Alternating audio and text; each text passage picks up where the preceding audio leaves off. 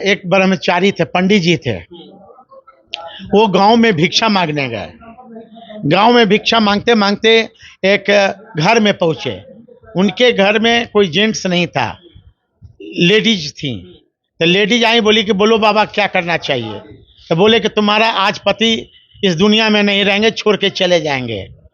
वो पत्नी रोते रोते बोली कि बाबा मेरे पति को जिंदगी बख्श दो। तो बोले कि जितना तुम्हारे यहाँ सोना चांदी है सब हमको दान कर दो, हम भभूत देते हैं, ठीक हो जाएगा तुम्हारा पति, कुछ नहीं होगा। जब दान कर दिया पंडित जी को, तब पंडित जी भिक्षा मांगते मांगते तीसरा गांव में शाम हो गया, चौथा गांव में, तो चौथा गांव में वो भिक्षा मांग रहे थे शाम के वक्त। उनके पति जब आए तो पत्नी देख कर रोने लगी कि आप, तो बोली, पति बोले कि क्यों रो रहे हो।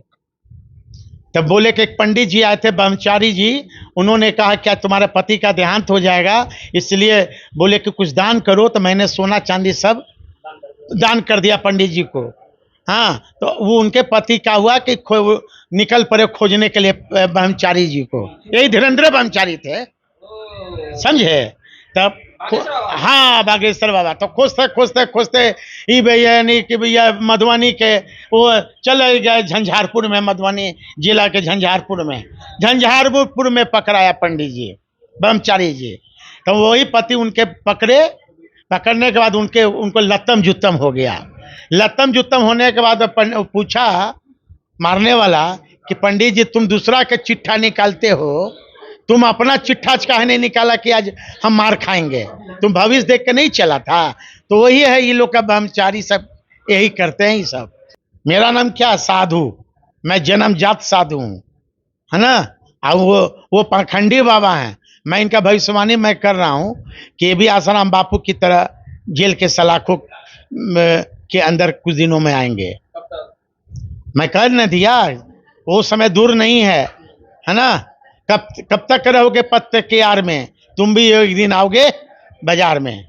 बाबा जिस रास्ते पर है वो रास्ता से जेल की ओर जाता है। निश्चित तौर पर आसाराम बापू को देखिए ना, राम रहीम को देखिए ना, हाँ, फिर ये राधा माँ को देखिए ना, बहुत सारे बाबा गए।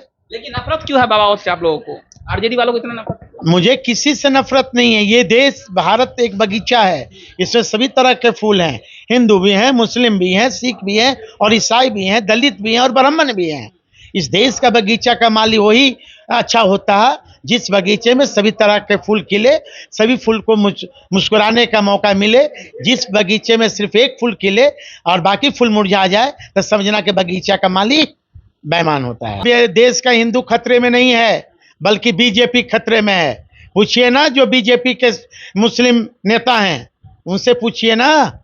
सिंघल साहब की बेटी की कहाँ शादी हुई, अडवाणी जी के भतीजी की कहाँ शादी हुई, किस धर्म में शादी हुई, शहनवाज हुसैन जी किस धर्म में शादी किए, मुख्तार अंसारी किस धर्म में शादी किए। यदि सबसे ज्यादा गौ के मांस उत्पादन करने वाला, बेचने वाला, एक्सपोर्ट करता है तो वो है हिंदू लोग करते हैं। तो फिर कैसे कहते हो कि ये हिंदू राष्ट्र चाहिए।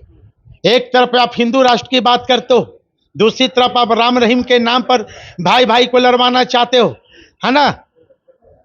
आज लोग कहते हो कि मंदिर में कोई दलित चला जाए तो मंदिर छुआ जाता है। एक कुत्ता पेशाब कर देता है मंदिर में तो कहता है कि भाई भैरव बाबा शंकर भगवान का दूध पेशाब कर दिया। तो ये कैसे, यहाँ दो संविधान है क्या, यहाँ दो संविधान है क्या।